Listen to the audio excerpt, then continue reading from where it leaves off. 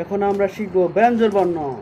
ক, খ, গ, গ, ঙ, ছ, ছ, বর্গে জ, জ, ঞ, ট, ঠ, ড, ড, মূর্ধন্য ন, ত, থ, দ, দ, দন্তান্ন।